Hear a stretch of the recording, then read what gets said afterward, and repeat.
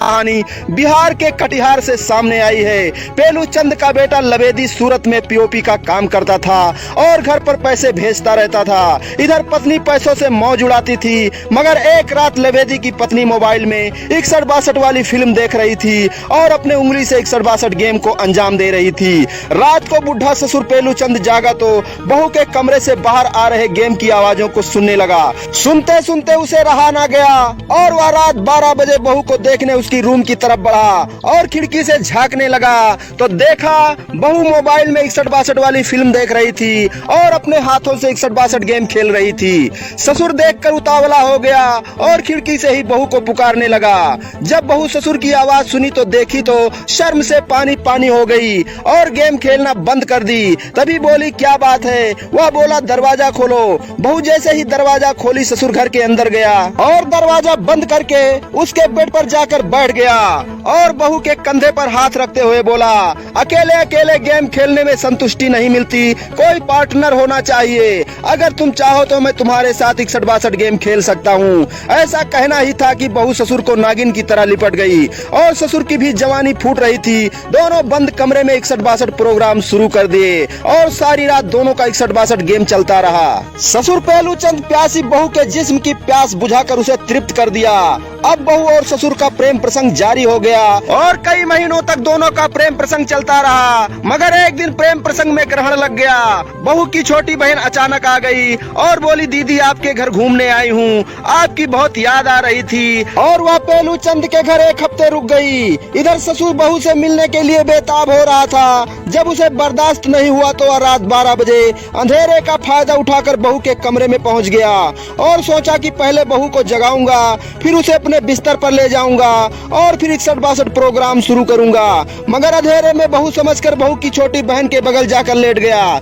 Bed काफी बड़ा था। फिर वह बहू की छोटी बहन को बहू समझकर उसके नाजुक अंगों को स्पर्श करने लगा। अभी वह जवान हो रही थी, अभी अभी जवानी की दहलीज पर कदम रखी थी। पेलू चंद के स्पर्श से उसकी नींद टूट गई और पेलू चंद के हरकतों से उसे आनंद आने लगा और वह शांत होकर मजे लेने लगी। जब धड़कने बढ़ने लगी, मन बेकाबू हो गया, प्यास बढ़ गई तो वह बहन के ससुर पेलू चंद को नागिन की तरह लिपट गई। पेलू चंद भी वासना में इतना अंधा हो गया कि उसे भी खबर ना रहा और वह देर न करते हुए उसे अपने सीने से लगा लिया। और जैसे ही पेलू चंद ने अपना बल्ला उठाया और बैटिंग करने के लिए तैयार हुआ, जैसे ही बहू की बहन ने बॉलिंग की और पेलू चंद जैसे ही अपने बल्ले से प्रहार किया तो वह जोर से चिल्लाई। मगर पेलू चंद ने उसके मुंह पर हाथ रख दिया और समझ गया कि यह बहू नहीं है। तभी बगल में लेटी बहू जाग गई और अपने छोटी बहन से पूछने लगी, क्या हुआ? तभी वह बोली, दीदी मैंने एक डरावना सपना देखा था इसलिए चिल्लाई। फिर बहू सो गई और इधर 61-62 मैच शुरू हो गया। दोनों जवानी की मस्ती में चूर, न तेरा कसूर न मेरा कसूर, एक्सीडेंट हो गया रब्बा रब्बा। अब पेलू चंद उठकर अपने बिस्तर पर चला गया। उधर बहू की छोटी बहन की जवानी उफान मारने लगी और वह पेलू चंद के पास बरामदे में पहुंच गई और बोली, चाचा आपके साथ 61-62 गेम खेलने में बहुत आनंद आता है। ऐसा कहते हुए पेलू चंद के बिस्तर पर उसके बगल लेट गई और पेलू चंद सारी रात 61-62 करता रहा। अब हर रात बहू की छोटी बहन पेलू चंद के साथ 61-62 गेम खेलने लगी और एक रात बोली, मुझे आपसे प्यार हो गया है, मैं आपसे शादी करना चाहती हूँ। पेलू चंद बोला, ऐसा करना नामुमकिन है, मेरी उम्र और तुम्हारी उम्र मेल नहीं खाता है, शादी कैसे होगा? मगर वह पेलू चंद के सीने से लग गई और बोली, मुझे लेकर कहीं भाग चलो, मैं तुम्हारे साथ ही जीना चाहती हूँ। पेलू चंद भी बहक गया और एक रात घर के रुपए और जेवरात लेकर बहू के बहन के साथ भाग गया। जब सुबह बहू जागी तो बहन और ससुर गायब थे। उसे समझ आ गई, ठरकी ससुर मेरी बहन को लेकर भाग गया।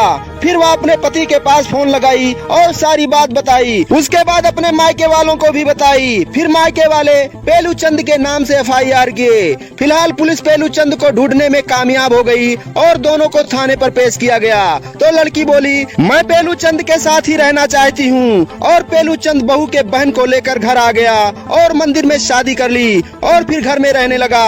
अब छोटी बहन बड़ी बहन की सास बन गई और बड़ी बहन छोटी बहन की बहू बन गई। तो दोस्तों, आजकल समाज में इस तरह के अपराध बढ़ते जा रहे हैं। आपराधिक मानसिकता को समझें, आपराधिक मानसिकता वाले व्यक्तियों को अपने घर न आने दें और ऐसे नातेदार रिश्तेदार से सावधान रहें, सतर्क रहें और अपने परिवार को सुरक्षित रखें। आप सभी प्यारे दर्शक बंधुओं को प्यार